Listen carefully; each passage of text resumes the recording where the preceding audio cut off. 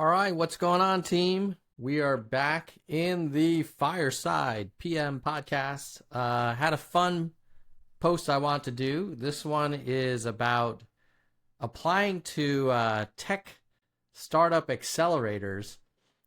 I just finished reviewing almost 100, not quite, maybe it was like 80. I think it was a lot for UC Berkeley Skydeck, and then a lot for Stanford GSB summer entrepreneurship programs.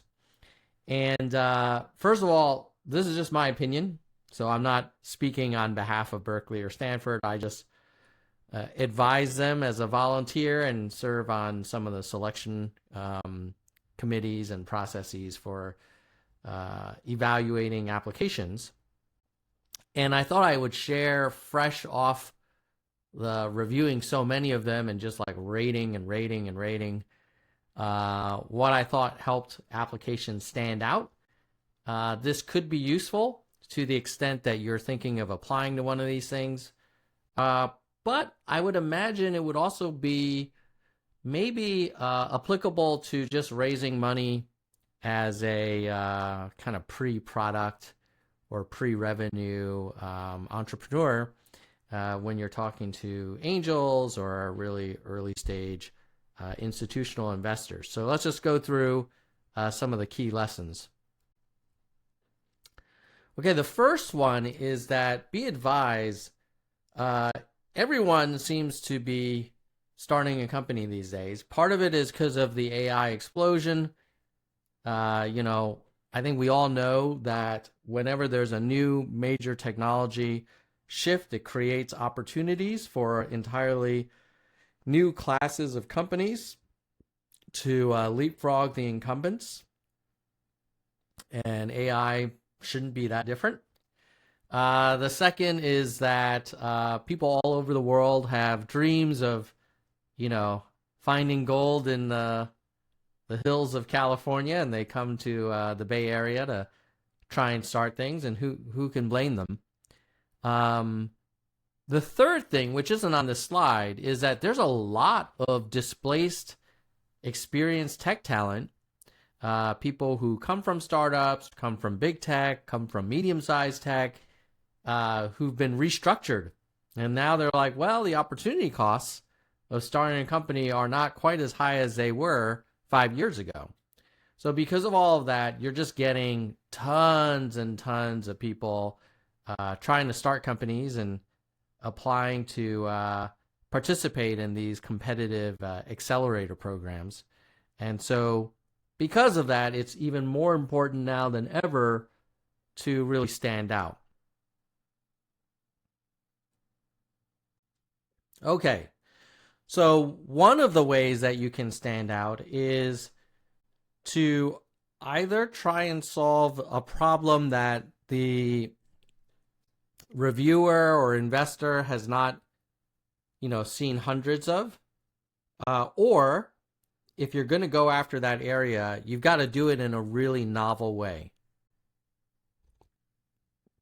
So if you were saying, hey, I'm going to make a RAG tuned chatbot for legal advice or financial advice or accounting advice, or AI advisor for your travel planning. I probably in the last month have seen 5 or 10 pitches for each of those ideas personally. And I saw quite a few of them in some of the applications I was reviewing for these accelerators as well. It is not to say that, you can't do something that a lot of other people are doing. Maybe a lot of people are doing it because there's a lot of money to be made there, and that's okay. You certainly don't want to go into an area that is a graveyard and nobody's succeeded and nobody's even bothered trying anymore. But if you do, you really got to approach it in a very novel way. It can't be, we're going to tune this agent based on this very specific and narrow set of use cases, and it's going to be enhanced by access to this very specific data from the customer. It's like, okay, well, number one, there's a world where that customer will be able to do that themselves. We might already be in that world. And secondly, there's like 10 other companies that are making the same claim. So you'd have to kind of come at it from an entirely different way. There has to be some novel, like hasn't yet been tried before approach. So maybe it's like, well, there's a new mode of interaction, or, oh, there's, some very kind of novel source of data that's going to produce better results, where there's some kind of network effect, or, oh, it's going to be this deep integration into this workflow and the model itself is necessary but not sufficient. Whatever it is, it has, like, think about a novel approach. The third option is that, no, we don't really have, it is just a RAG built on some internal data, and we tune it. So there we are. But we already have 100 customers.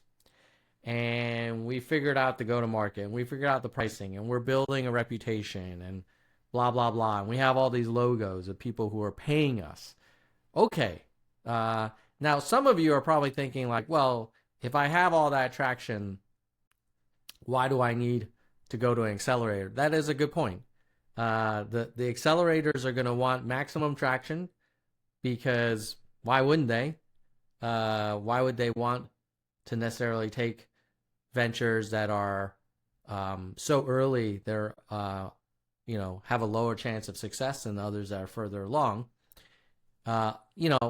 There are exceptions to that. For example, like Stanford has programs that they're really focused on helping students kind of learn entrepreneurship. But many accelerators are really trying to get some big wins out of it. And they're not really purely for educational purposes. They're really trying to return money to LPs at the end of the day. So that is the tension. And there are a lot of people who say, oh, yeah, I turned down YC, became a unicorn. It's like, yeah, well, I'm sure YC would have loved to have you. They would have gotten some equity, and you would have been on their wall of fame. But by the same token, if you are that far along, then, what's the ROI for you to join them? Okay. So traction is the new baseline, because when you see all of these similar pitches, and there's only so many ideas in the world, the best is the pitch that says, oh, and we have paying customers. If you can't say that, you could say, well, we have some active beta users, maybe lots of them. They don't pay us anything, but they're using us. Or maybe you say, well, we got a handful of design partners who've taken a chance on us, and they're working with us. And then if you can't say that, like, well, here we have some prototypes or mock-ups.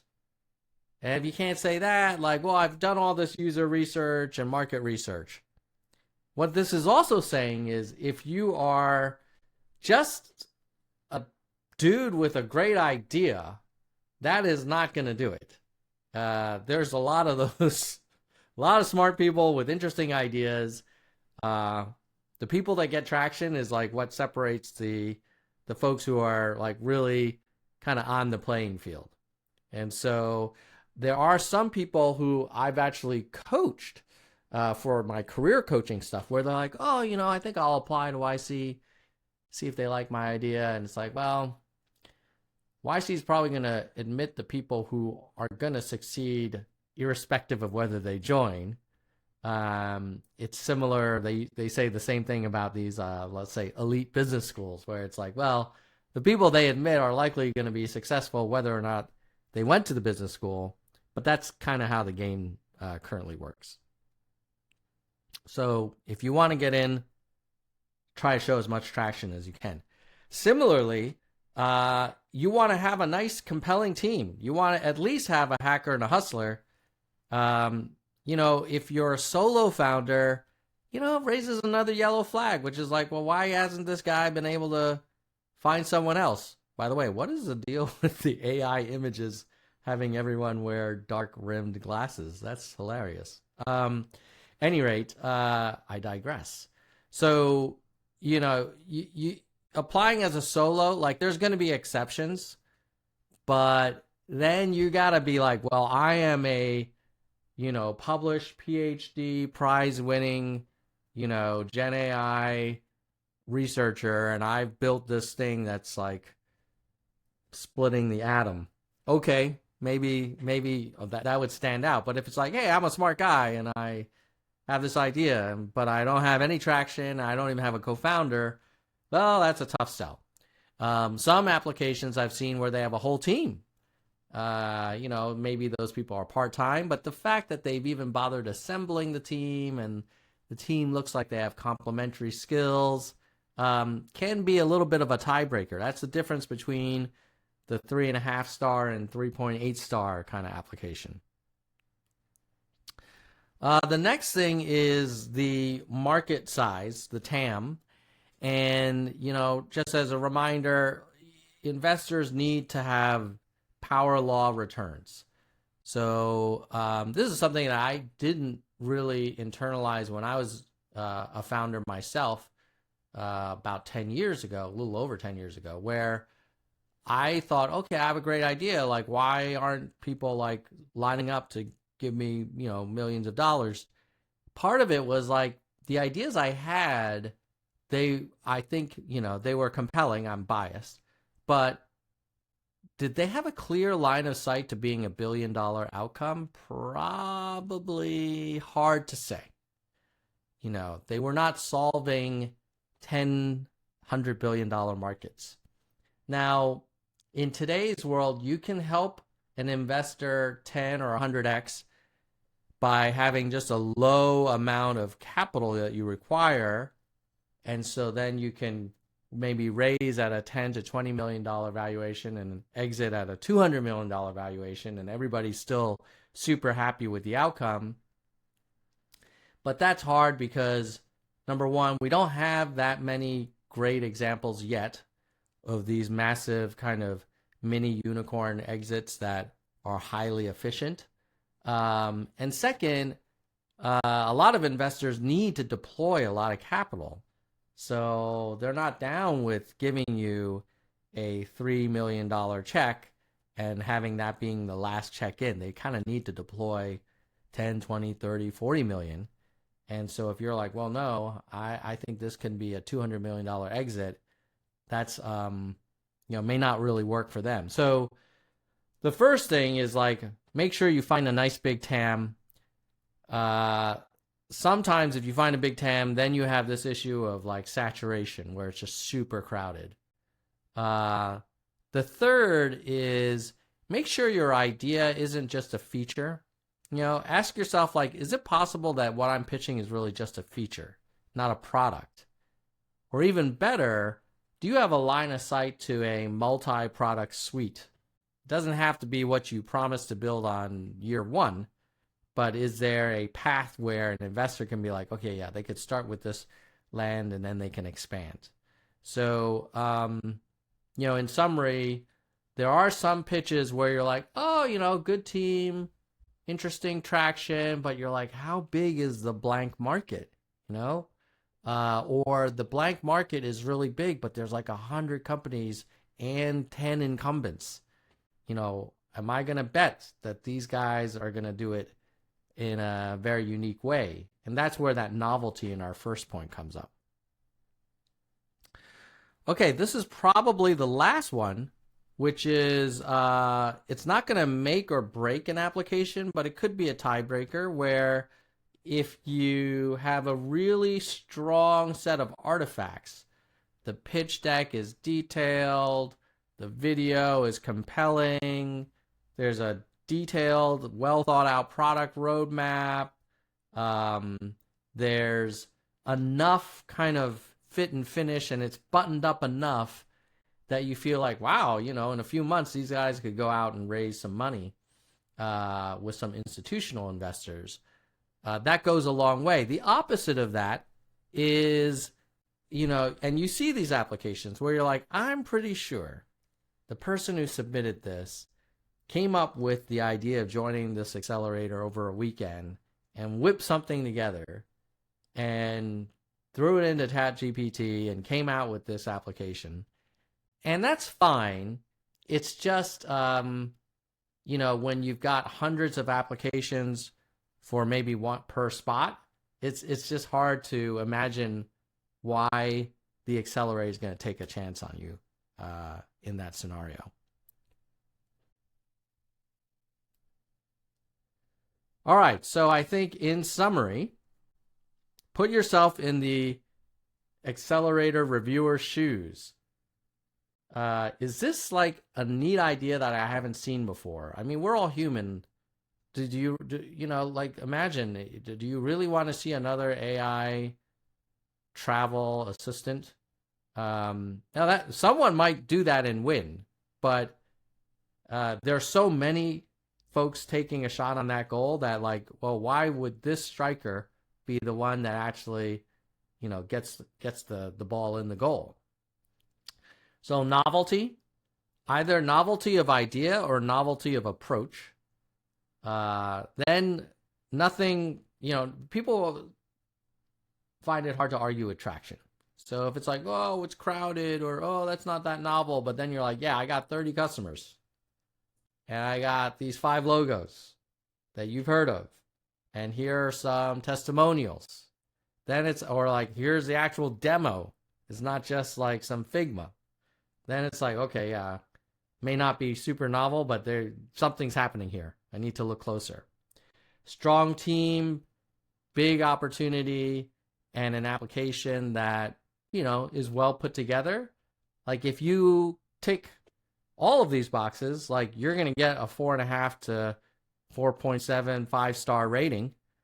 If you tick 4 out of the 5, I think you'll get a 4 out of 5 rating and certainly be in the running to get an interview. But if you get 3 out of 5, probably not gonna make it unless like one of your 3 things is really lights out amazing. So that's all I got for you today. Hopefully this was useful. I thought it'd be fun to kind of share the insights fresh off the presses after I've kind of went through so many applications. I was like, I should probably share with the Fireside PM folks a little bit of this advice.